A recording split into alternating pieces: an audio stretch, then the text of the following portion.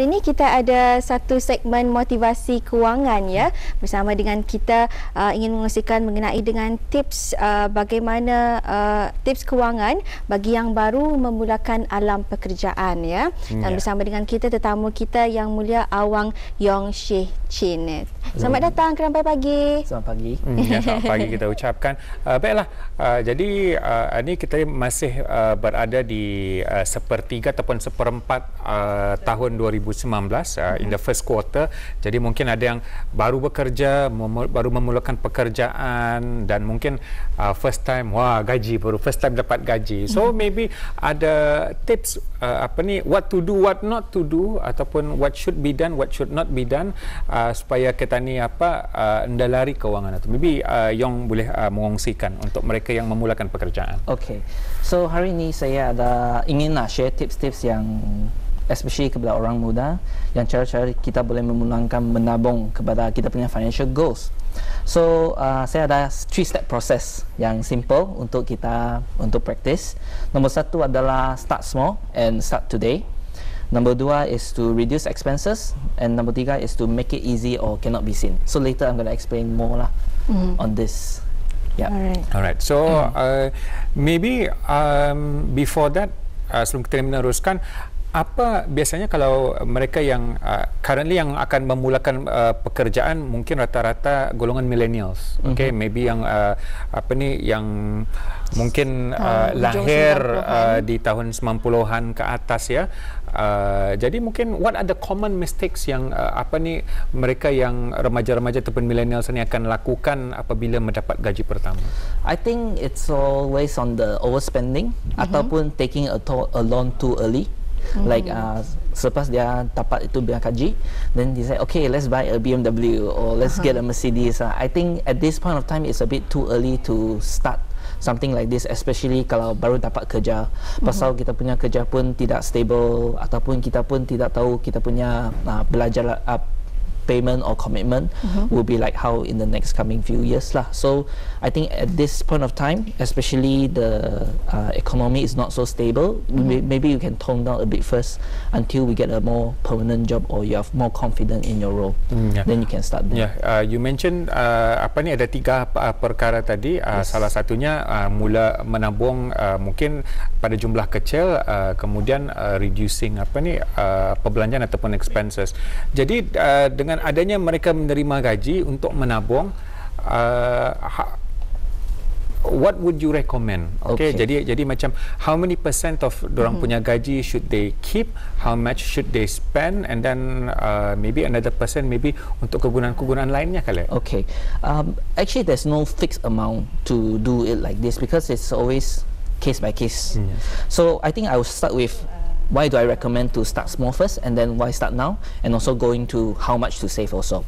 So first thing I want to clarify, jelaskan is kalau kita boleh start big, do so lah. But then for people who like third week of the month, the gaji already habis, I want to start big also. I think a bit susah lah because we're so used to kita punya spending already. So it's like exercise, you know. If I've never run a marathon before, you ask me to suddenly run 42 km, I will mati. So it's something that you have to practice every month or even years. Then that's where you get the stamina or the strength to do so. So I would recommend to start small, even $5 or $10 or $50, if you can, 100, 200, 300 every month, just to get your momentum started. And then after that, when you're more comfortable, you go higher and higher and higher. And I mentioned start now is because for things like this, right, it's a commitment. So if you can, you start today. Now you're listening to this, put $5 in your tabung or $10 in your tabung, and then tomorrow you do it again. Every day $10, $10. 1 month you already have $300 extra lah. So just now you asked me, the question is how much to save, right? There's no fixed amount like I said just now. The ideal target, if we can, is about 30%. But then 30% to a lot of people is a bit too high also. So if you're not, 20%. If cannot, 10%. Or if cannot, even lower, can also. A friend of mine, a colleague of mine, actually have this very weird method to save lah. So what he do is every time he pay money, he got the $5 bill. The $5 he don't use. He just keep so all the $5 he receive, he don't spend. He tells me roughly in a year he save about $400-500 just doing so. Wow, that's For- amazing. Yeah. So for me, I use coin ceiling. So I just keep all the coin ceiling and I put it in my pocket instead of spending it. And then at the end of the day, I just unload into my table. 1 week later, I put everything into my tabung also lah. It works in some extent to all of us lah. Something that is comfortable, something that is easy for you to practice lah. Alright, okay. Itu dari segi menabung. Yes. The second part, I think menabung might be not as difficult. It all depends on the habit. Because yang kedua ni yang payah ni, mengontrol kewangan ataupun perbelanjaan. Alright, especially kalau millennials nowadays, they are gadget driven. Oh yes. Yes. And also gadget, they like to fokus ke arah gadget, and then they like to spend time with friends, lepak, probably drinking coffee and stuff. So itu merupakan perbelanjaan yang indah terasa. Okay, sampai mungkin dia sampai mungkin di ujung bulan biasa makan mahal-mahal, kemudian keluar status gara-gara gaji habis makan mie instan saja Di hujung bulannya yeah. So how would you maybe sarankan ataupun nasihatkan our millennials in terms of perbelanjaan harian? Okay, yeah, like you say, actually this part is always the hardest part. Whenever I discuss with my clients on how to start saving, this is always the hardest one to adjust lah, because when we talk about expenses, it's our lifestyle. Kita punya lifestyle kan, so like you say, lepak with kawan, pergi minum coffee, going entertainment, all these things are what adds the flair to life lah. So if I take that away, very susah lah. You say, what's the point of living already? Like I can't do all these things. So I think, but then we have to look at it as, even if we're earning, let's say 10,000, 50,000 or 100,000 a year, but at the end of the day or end of the year, we don't even save a single cent, that means we're not actually financially improving, right? So I think in Brunei, the two biggest things that Bruneians like to spend is on food and beverage, makanan and minuman. An average meal, I think if we eat out, costs roughly about $8 if you don't go to the super high-end one now. Right? If you times this by 2 times a day, 24 times a month, and then all throughout the year, you're spending about $5,000 just on makanan. So that's a lot of money, and then we're not including like the weekend entertainment and whatnot also lah. So one recommendation I can suggest is actually, why don't you try to cook yourself at home, right? Or you prepare something that's simple.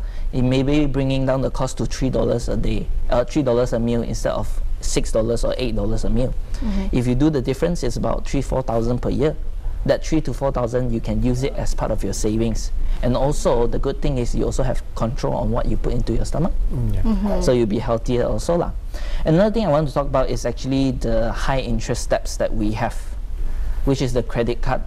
I'm not saying that banks are not good or anything, but I feel like a lot of people are not aware of the cost of having an outstanding in credit card. Let's say, for example, in Brunei, the interest rate is about 1.5% per month for credit card, which is about 18% per year. Okay, if I maintain just $1,000 of outstanding, that means I swipe my card 1,000, and then I just maintain like that. Every year it costs me $180 of interest already. Minimum balance. Minimum balance. So it's actually quite a lot. My suggestion is, if you can, or if you have a credit card but you're struggling with savings, clear the card first. Always first priority, because you're paying a lot of money on that. And then once you're done, if you can, you convert to 100% every month. You swipe $100, straight away clear off the $100. Use the card as a alternative or something to be convenient, not as a backup money for yourself. And I guess it's not easy as well to kalau anda pandai membelanjakan, walaupun ada certain cards menggunakan zero interest, but then kalau as you mentioned, kalau we gunakan the whole thing and then tinggal membayar minimum payment, okay, but at the end, as mentioned, 180 it's heavy actually. So currently, with the current lifestyle of millennials di Brunei, most probably also depending on maybe if you can share from your your pengalaman with your clients and stuff, what sort of perbelanjaan yang kita ni indah dapat elakkan, and what sort of perbelanjaan yang boleh dielakkan ataupun harus difikirkan bersama? Okay, so the things that you cannot avoid are the fixed expenses. Like for example, kalau kita ada bills to pay, then of course that one you tidak boleh elak lah. Or if you need to give some appreciation to your parents, there's something as a filial child we want to do, that is something that you cannot avoid lah. Those are things that if you know is there, you plan around it lah. Or if you already have a loan, like buy a kereta atau buy rumah, that one you cannot avoid because it's already there. Yeah, it has to be prioritized. It has to be prioritized. But the things that you can avoid is like eating out, like I said just now, or entertainment. Instead of maybe doing it once every 2 times or 3 times a week, you do it once a week. So make it a bit easier for yourself, or if you can, use some of the savings to pay off the loans or debts earlier, if you can. Yeah, of course it's not easy because like I said, this is always the hardest part lah. Alright, and I'd like to know as well, kalau misalnya untuk millennials di sana yang baru saja bekerja, mungkin ada beberapa inisiatif yang boleh mereka lakukan. Misalnya ada some sort of schedule ataupun list, misalnya needs and wants divided into 2, and then things that they cannot avoid, maybe under emergency. Would that be useful? Yes, if they can.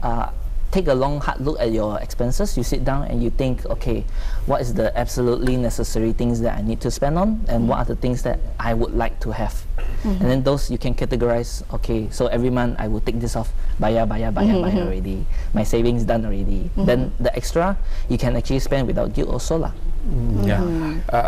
Not everybody studies accounting, but I'm sure that kita ni belajar accounts maybe untuk to get a job at a firm, accounting firm, ataupun do accounting. But when it comes to personal accounting, we don't do it for ourselves. Maybe you have any suggestions ataupun saranan that I think it's not only millennials, tapi any person at any age yang bergaji, I think should we be doing and keep our own records on personal accounting?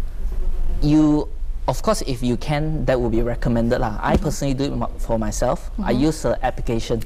Okay, nanti share apps na apa? So I use an app actually just to track saya punya bayaran lah. So like I spend $20 on petrol, I will put that in. $10 on makanan, I will put that in. So at the end of the month, I can see roughly how much I spend. Actually, it's quite scary. It comes up to like 20,000-30,000 every year if you do track it lah. Yeah, because kadang-kadang tanpa kita ni sedari kan, tahu-tahu like I spend this much without realizing, and then ia makanya kita ni kapeh tena. Udah hujung bulan itu tu. Yeah, so it's good if you can track, but then if it's too much time or too much effort, maybe you can just set a budget for yourself.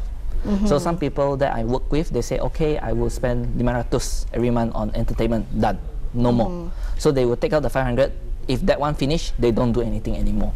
So that is a bit easier method if you want it to be like that also lah. There's many ways. Yeah. Okay. And going on to your third point, after expenses. So it's to make it easy, because kita ni, we human is lazy. Right, so if I ask you to every time go to the bank, take out money, deposit into another account, it's very tiring because you have work going on, you have life going on. So my recommendation is to make the savings easy. So what do I mean is you can open an account, extra account, instead of the normal everyday account that you use, as a savings account. So there's 2 accounts. One, the money goes in, never comes out, except for special reasons like kawinan or your big trips or anything that you do it for. So doing so, it makes it easier that you don't get confused. Hey, how much should I leave in my account? One thing you can do is to set up a standing instruction, or we call it the auto deduction, so that every month, let's say when your gaji comes out, let's say on the 27th of the month, automatically it goes into the account. You can go to your bank actually to request to set up a standing instruction to do the automatic deduction, like your bayaran for anything lah. Then you will do your savings without you actually doing it. Yeah, so some banks, they do it for free as well. So you can go to your bank and ask if you can set up some things. I know all the banks in Brunei does it. It's just whether they charge or not. Okay, alright. Now, millennials yang muda-muda yang mungkin baru memulakan pekerjaan ataupun mungkin ada yang baru merintis usaha, they're starting their own business. Are there any financial traps that they should be aware of ataupun berhati-hati? I think the most important thing is to be aware of overcommitment. I think as long as I don't borrow, for me, as long as I don't borrow, I don't go into bankrupt. I won't be bankrupt, right? But if I borrow, that means I need to pay back. And sometimes I don't earn enough to pay back. If you are talking about business, then you have to be aware of the capability to pay back lah. If I borrow 10,000 or 50,000, how long do I expect to pay it back? What's the interest rate? How much am I paying to actually get this loan? Is it 4%? 4% of 50,000 is about $2,000. So it's quite a lot. So have to be more careful in terms of getting a loan, especially nowadays. All right, okay. And for millennials, would you recommend also they mempunyai seseorang yang can give them financial advice? Yes. If you're looking for, actually it's not just for millennials. In FPAP, which is Financial Planning Association of Brunei, we have financial planners who are certified to actually help people to go through this, especially if you are looking into improving your financial situation, perancangan kewangan. That's where we come in actually to help out in a case-by-case basis lah. So if you are interested, you can email us at usfpab@outlook.com, and we can probably set up a financial planner to help you to meet up with you and discuss on your situation case by case. Great. Yep. And saya juga ingin bertanyakan tadi di awal segmen kita ada menyebutkan 30% yang ideal lah untuk kita saving. Yes. Jadi kalau misalnya kita ada beberapa peratus yang kita simpan, tapi di bulan pertama okey, di bulan kedua mungkin kurang daripada ataupun sepatutnya constant ataupun macam mana? Kalau boleh constant. So that means that kalau first month dapat, second month cannot, means you are overcommitting already. So start with something a little bit more comfortable. If you try 30, tidak boleh, 20. Try 20, still cannot 10%. At least better than kosong. Jadi it's much better to have it a standardized amount and kita ni keep it consistent. Yes, because kalau tidak, it's easy for you to come up with excuses. Okay lah, next month I top up balik. So we'll try not to do that. It's always supposed to be very disciplined and constant lah. So now maybe soalannya sekarang for millennials khususnya, okay, I've done my budgeting, I've done savings when do I treat myself? Bila aku boleh membelanja diriku sendiri ni? Actually, there's no such thing as like I need to do it once a year, once a month or anything. It's up to you. If you hit a milestone, maybe like already my first 1,000 savings, okay, maybe I can do a bit of something to treat myself. Then I hit 5,000, do a bit more things, 10,000, 50,000, 100,000. That's where you progressively reward yourself lah on how much better you have done. That's one way you can do so, or maybe you can just treat yourself every month, eat out one time, that is good, and then the rest of the month you don't do anything, don't spend so much, so you can actually save the money lah. Okay. Jadi menarik sekali perbincangan kita hari ini mengenai dengan segmen motivasi kewangan 2019 ya. Dan soalan terakhir, sebenarnya saya pun mengalami yang macam mana. Misalnya kalau kita ke kedai lah sebagai contohnya dan melihat sesuatu barang yang macam kita berkenan, the one that we like, but usually I take it twice. So if I visit the second time, it's still there. It means that I need to buy. So is that smart, or should I do another, strategy? If I can add to her question, alright, what will be your recommendation for orang yang jenisnya shopping impulse buying? Sikit-sikit lihat dah tahan hati balik. Impulse buyer, impulse buyers. Oh, impulse buyer. Actually, I am also an impulse buyer. So what I do is I have a separate bank account. So every month, when the time comes, I automatic save the money aside already. The rest I can spend without worries. So if I see something that I like, I can buy. But then of course the rest of the month, if my simpanan not cukup on that spending account, then that's my fault lah. So I eat a bit, I prepare a bit, I don't go out as often, or I spend less lah. So I compensate with that lah. So you already budget the amount that you want to spend for that particular week or month. So kalau habis, but kalau belum habis, so you can spend without any guilt. Yes, actually I look at it as I have a target amount I want to save every month. So for example, if my target is $500, first thing first, 500 deduct from my account, the rest I can spend. Alright, okay, Yong. This has been a very interesting topic, especially for millennials. Anyway, thank you so much, Yong. Hopefully kita ni boleh berjumpa lagi di lain kesempatan. Okay, thank you very much. Okay, have a great weekend. You too.